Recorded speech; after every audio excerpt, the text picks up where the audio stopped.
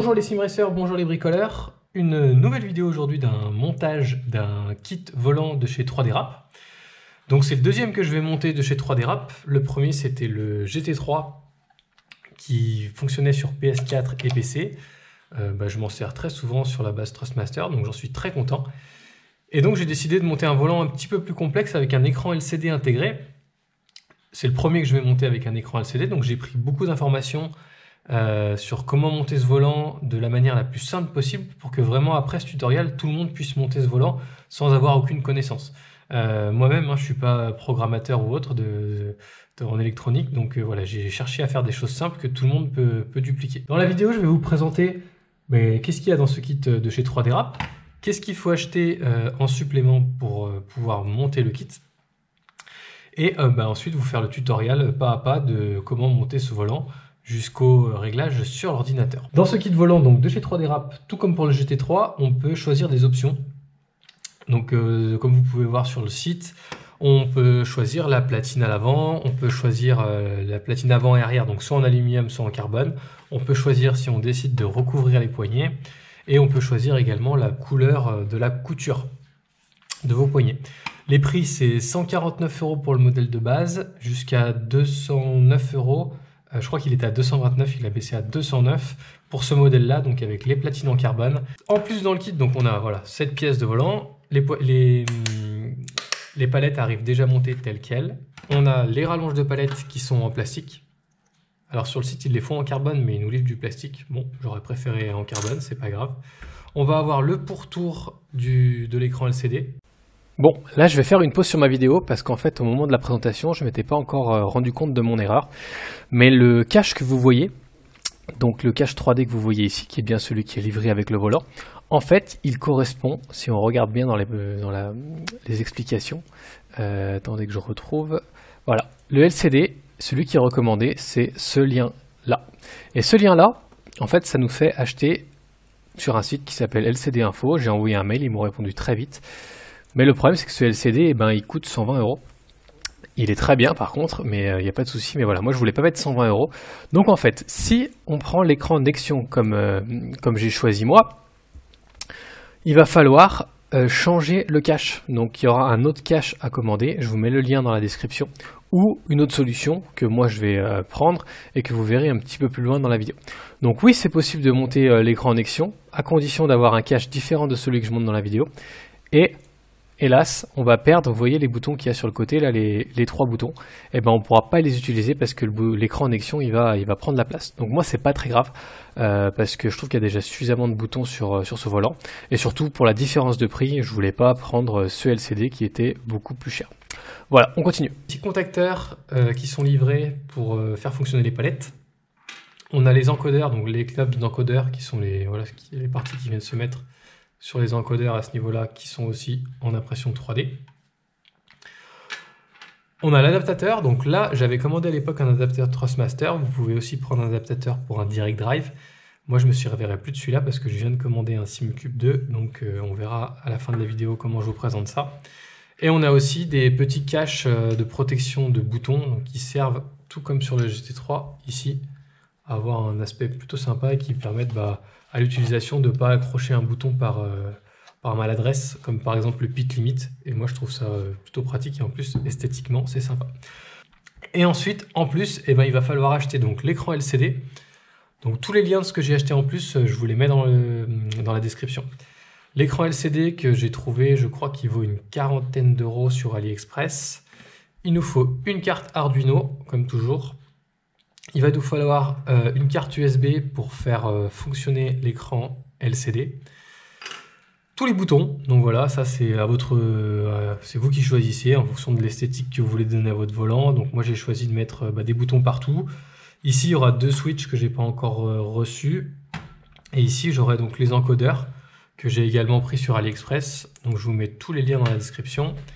Et j'ai aussi commandé ça. Alors ça va nous faciliter la vie, c'est ce qui permet de limiter le nombre de soudures et surtout de faciliter le branchement sur la carte Arduino. En fait, c'est des fils avec des petites fiches. Et vous voyez, quand on a notre carte Arduino comme ceci, au lieu de venir souder sur la carte, on a juste à brancher et ça prend 1 seconde. Et si jamais on se trompe de pin, on peut changer. Donc ça, c'est vraiment super pratique. Vous verrez un peu plus tard dans le tuto. Donc voilà pour ce kit. Le produit il est bien, franchement c'est très correct pour le prix. L'impression 3D est propre. Pour moi c'est des volants qui sont solides. Le GT3 j'en suis très content. Donc voilà, on va passer au montage et je vous explique comment je procède étape par étape. Donc on a juste à retirer les 4 vis pour accéder à l'intérieur et commencer à penser comment on va faire tout le montage. Donc sur la platine arrière, il y a le système des palettes qui est vraiment pas mal sur ce volant, qui a l'air vraiment costaud. Vous entendez le bruit de fonctionnement, il est sympa, donc palette magnétique. On n'aura même pas besoin de les ouvrir parce que les contacteurs ils sont juste à être fixés ici. On verra quand on sera à cette étape de montage. Et ensuite on a la platine arrière, donc il y a des petites cales qui sont ici que j'ai déjà retirées parce qu'elles sont tombées la première fois que j'ai ouvert, donc faites attention de ne pas les perdre. Le cache en impression 3D et la platine sur laquelle on va commencer à travailler et on va commencer à fixer tous les boutons. Donc suivant la disposition que vous souhaitez et ça va commencer à schématiser un petit peu le volant que vous voulez. Pour installer les boutons, rien de compliqué. Donc vous voyez, j'ai déjà installé les autres. Je vous montre pour le dernier. On retire les contre-écrous. N'hésitez pas à laisser un écrou derrière pour régler la hauteur des boutons. On vient placer là où on veut qu'il y ait tel ou tel bouton en fonction des couleurs que vous avez choisies, du type de bouton que vous voulez. Et on vient serrer l'écrou, pas trop fort. Et voilà, donc c'est la première étape, très simple. Moi j'ai aussi positionné, comme vous avez vu, les petites protections là qui sont d'impression 3D de chaque côté. Et ensuite devant j'aurai des caches comme ceci qui viendront se mettre en place. Pareil, on peut changer les couleurs, on fait vraiment ce qu'on veut. Donc une fois que cette première étape elle est faite, on va venir placer l'écran LCD, donc l'écran Nextion. Sur l'écran Nextion, il y a une protection. Ce que je vous conseille, c'est de la laisser pendant l'installation. Et là, ça va être très simple puisqu'il rentre pile poil dans le volant. Et comme ça peut illustrer ce que j'expliquais dans la partie de la vidéo que j'ai corrigée, l'écran il va venir tout simplement obstruer les trous qu'il y a sur le côté. Donc c'est pour ça que finalement je vais rien mettre et que je vais modifier un petit peu le montage. Mais voilà, si jamais vous prenez, comme je l'ai dit tout à l'heure, le cache 3D qui correspond à cet écran, il n'y aura aucun souci, il n'y a rien de compliqué et il n'y aura pas plus de bricolage à faire que ça. Le petit truc pour l'écran Nextion, c'est que voilà, si on le met enfoncé à fond, alors je vais essayer de bien vous faire voir, il dépasse du carbone ici. Donc on va venir le caler derrière avec des petites rondelles pour le rapprocher un petit peu. Et ensuite je vais venir le coller tout le tour avec le pistolet à colle. Donc je prends des petites rondelles de bricolage. Rien de particulier, j'ai vu qu'en mettant deux, on avait à peu près la bonne hauteur. Donc je vais en mettre deux par coin, dans chaque coin de l'écran. Et ensuite je vais coller avec le pistolet à colle, donc qui chauffe la colle. Et l'écran, il ne bougera plus.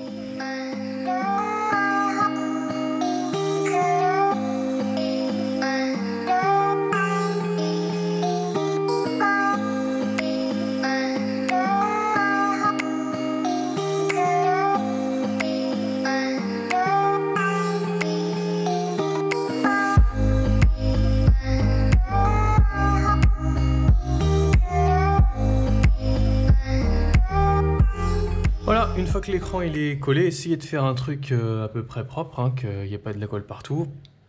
Ne mettez surtout pas trop de colle en haut, puisque ce qu'on va voir et ce qu'on va essayer tout de suite après, c'est si le cache se met toujours en place, même avec les boutons qu'on a installés tout à l'heure.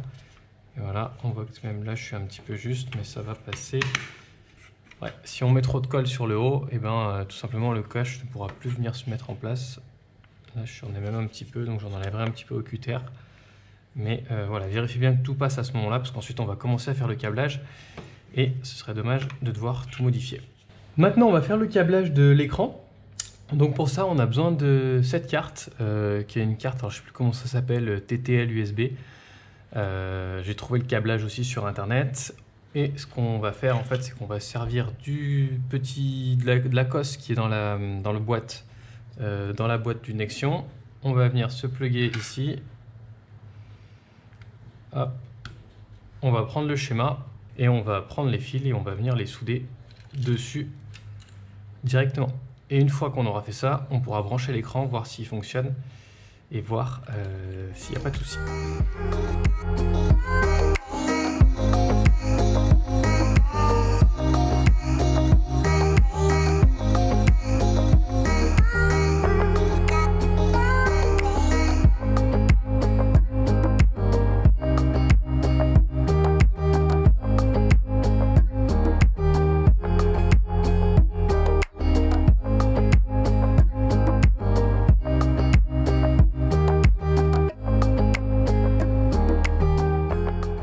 Une fois que les soudures sont terminées, donc comme je vous dis, je mettrai le petit schéma, mais il n'y a rien de compliqué dans la description.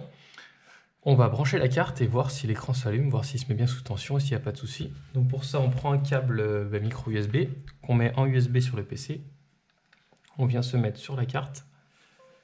Là, on voit que la carte, il y a une petite lumière rouge s'allume, donc déjà c'est bon signe.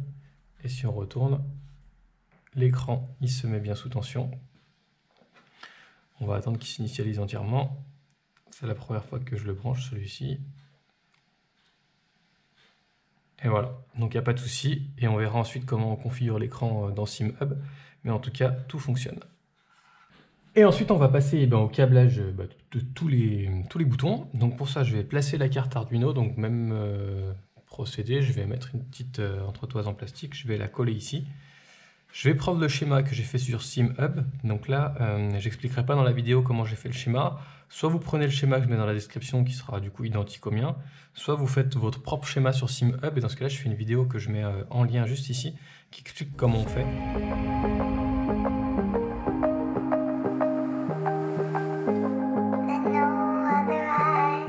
J'ai imprimé le câblage, donc ça ressemble à ça, c'est ce que vous pourrez télécharger, et c'est simple en fait, il suffit de suivre, voilà, bouton 1, 2, 3, 4, 5, 6, vous les placez comme vous voulez.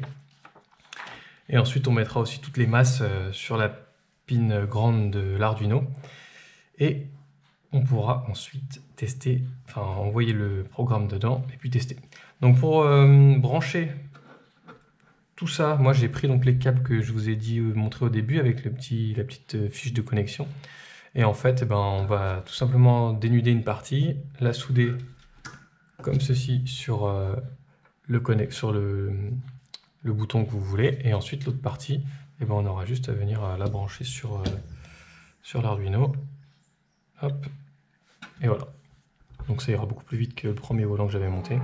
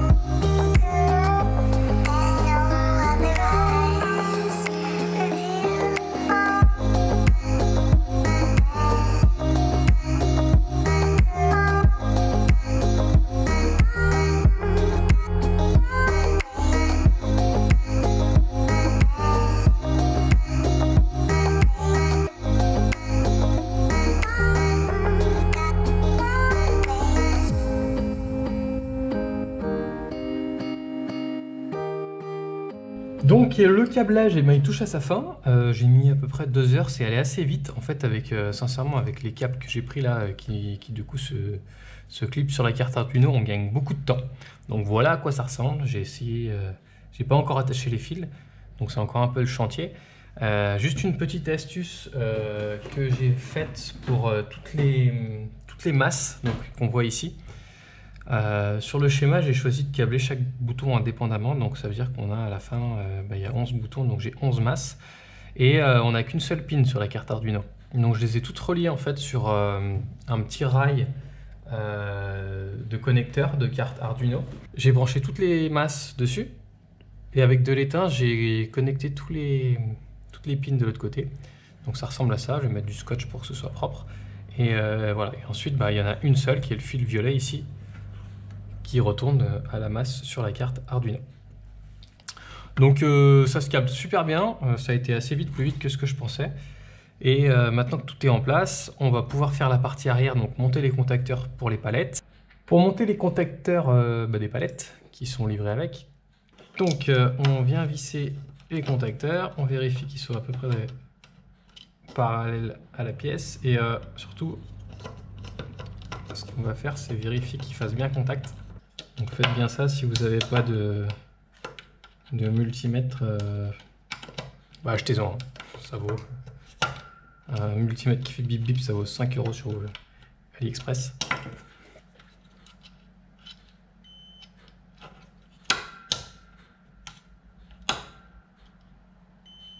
Hop, et là ça fonctionne. Donc une fois qu'on fait ça, on met le deuxième, on repère donc c'est ces deux cosses sur lesquelles on va faire le câblage. Je vais souder les deux fils et ensuite on viendra brancher les deux fils sur l'arrière du volant.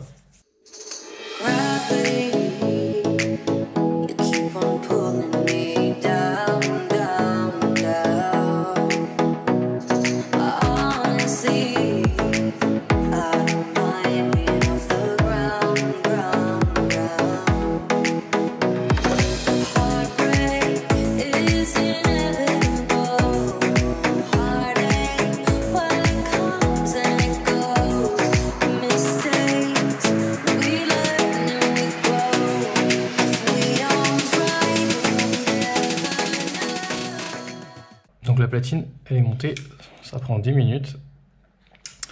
Et je viens de me rendre compte que j'ai oublié de vous parler du câble spirale qui va venir connecter le volant. Donc effectivement, avant de monter la platine, je vais vous montrer l'assemblage du câble. Pourquoi il faut un câble qu'on fait nous-mêmes et comment je le fais, comment je le monte avant qu'on puisse fermer le volant. Eh bien, j'ai fait un peu de rangement et j'ai sorti le câble dont je vous parlais.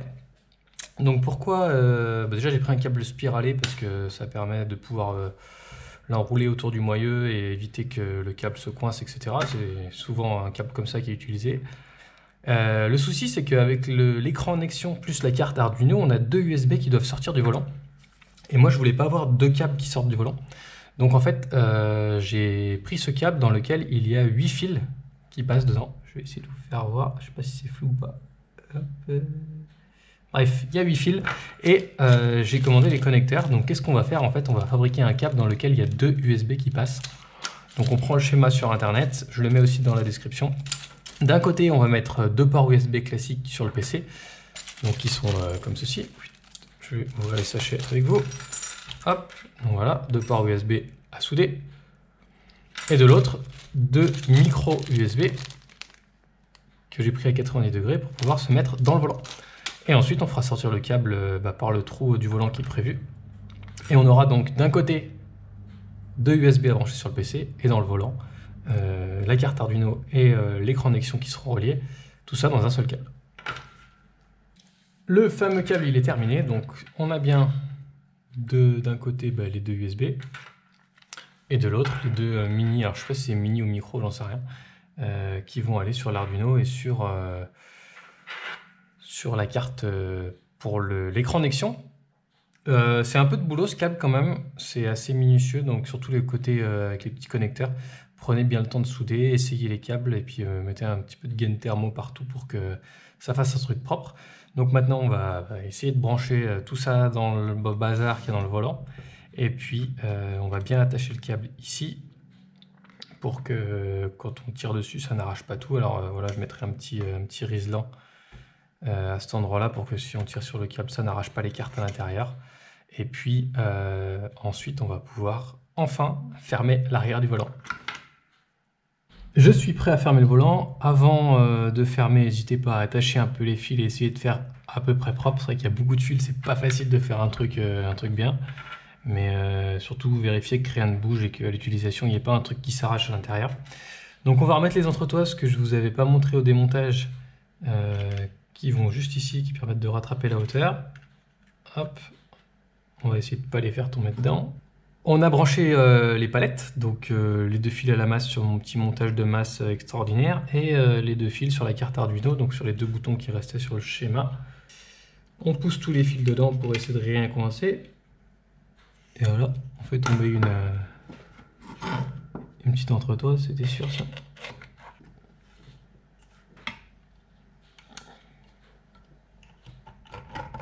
Voilà, on vérifie qu'il n'y a aucun câble qui vienne se bloquer. Et on va mettre les vis.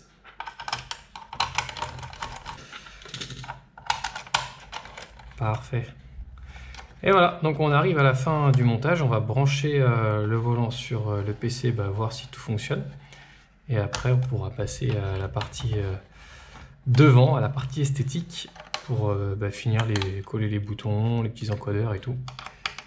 Serrez pas trop derrière, parce que déjà d'une ça sert à rien. Et ensuite, ça écrase un petit peu l'impression 3D. Donc allez-y mollo. Première grosse étape terminée. Plutôt content du résultat. Aucune chose particulière ou chose compliquée à faire. Le câble USB c'est peut-être le plus minutieux, mais vraiment à l'intérieur du volant, c'est juste de la logique et puis bien faire attention de tout prévoir pour pouvoir le fermer comme il faut. Alors j'ai pas beaucoup filmé la partie finition. Les deux choses importantes que j'ai faites, c'est donc j'ai peint les encodeurs.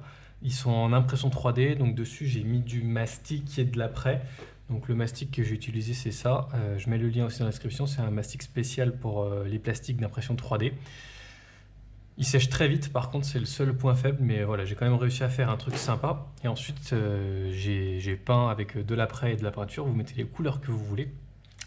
Et j'ai aussi, pour remplacer le pourtour d'origine, donc qui était celui-ci, livré avec. Pour moi, c'est un petit peu le truc que 3D Rap devrait corriger, c'est-à-dire que quand on commande l'écran avec quand on commande le volant avec l'écran Nexion, il devrait proposer l'option d'avoir d'origine le bon cache. Et si jamais vous voulez commander le volant, n'hésitez pas à le mettre en commentaire. Je pense qu'ils vous le mettront, puisque pour eux, ça change rien. Et moi, ce que j'ai fait en fait, c'est que j'ai coupé une plaque en carbone et j'ai fait un truc moi-même qui rend plutôt pas mal. Donc on retourne et voilà, la roue terminée. Donc je suis assez content du résultat. Les encodeurs bleus, le tour en carbone, les stickers. Donc les stickers, vous vous reportez à la vidéo que j'avais faite sur comment faire ses propres stickers avec juste une imprimante. Donc pour conclure un petit peu sur le montage du volant, c'est quand même un petit peu de travail. Il faut être minutieux, il faut bien se préparer à l'avance pour être sûr de tout avoir un petit peu quand on commence et que le montage ne prenne pas trop de temps. Il y a cette histoire de câble USB, donc j'ai quand même fait des recherches après et il serait peut-être possible de tout faire sortir dans une seule prise USB. Donc ça, j'ai pas trouvé plus d'infos, je continuerai à chercher pour les prochains montages. J'ai tout branché, tout fonctionne. Voilà, moi j'ai rien à dire, ça donne un produit quand même fini qui est super sympa pour moins de 300 €. C'était un petit peu l'objectif, je voulais pas mettre trop de sous. Il est possible de faire quelque chose de beaucoup plus qualitatif encore. Voilà, avec dedans on peut mettre une carte Léo Bodnar qui sera un petit peu plus facile à gérer. On peut mettre des encodeurs en aluminium, on peut mettre des boutons en aluminium. On peut mettre plus de sous voilà, dans les options qu'on va mettre. Mais voilà, moi je voulais rester sous les 300 €. Je pense que je dois être à peu près à 280 € le projet. Le seul truc que je regrette, c'est que ces petites platines là soient en plastique. Voilà, alors elles ont exactement le même ressenti que l'option qu'ils vendent sur le Trustmaster F1 d'origine. Et là, les palettes, elles sont en carbone. Donc voilà, j'aurais préféré ça. C'est le seul petit reproche que j'aurais à faire. Ou même sur le GT3, c'est du plastique aussi, mais voilà, il y a un petit aspect esthétique qui est plus sympa. Là, elles sont toutes simples. Voilà, c'est le seul petit truc. Le reste, franchement, rien à dire. Ça se monte, voilà, et il faut quand même être minutieux. Mais si jamais vous voulez laisser dans le projet, et puis n'hésitez pas à laisser vos questions en commentaire et éventuellement à me poser des questions. J'essaie de répondre à toutes les personnes qui me demandent un peu comment je fais. Et non, je ne vends pas mes volants actuellement. Je fais ça juste pour le plaisir aussi. Merci d'avoir regardé. Je vous laisse avec une petite vidéo de fin de test en jeu. Alors comme je disais, j'ai pas encore reçu mon PC, donc j'ai fait un petit montage mais qui permet de faire juste une petite mise en route du volant, voir à quoi ça ressemble. Allez, ciao ciao!